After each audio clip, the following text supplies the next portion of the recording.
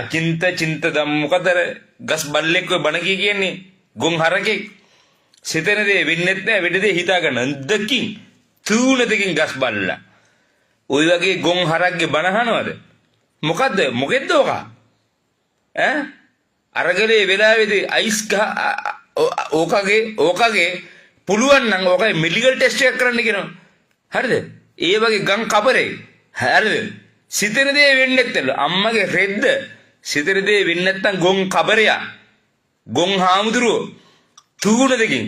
යකෝ අපි ජීවිතයත් එක්ක අපේ ජීවිතේ අපේ ආදරේ සෙනසත් එක්ක අපිද තෝ වගේ මෝඩ ගොන් හරකෙක්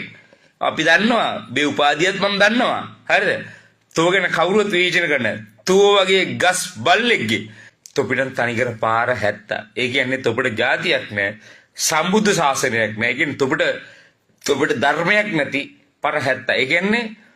සිතන දේ වෙන්නේ නැහැ සිතන දේ වෙන්නේ නැත්නම් ඒ ගස් බල්ලගේ තෝ බනහන්න සිතන දේ වෙන්නේ නැත්නම් ගස් බල්ලෝ තොපි මොන මගුලට බනහන්න කියපන්කෝ තොපි කොහොමද තොපේ දරුවන් හදන්නේ සිතන දේ වෙන්නේ නැත්නම් වෙන දේ හිතා ගන්නත් බැරිලු වෙන දේ හිතා ගන්න ප්‍රශ්නයක් තියෙනවා හැබැයි සිතන දේ වෙන්නේ නැල්ලු ඒ වගේ ගොම් මෝඩ හරකෙක්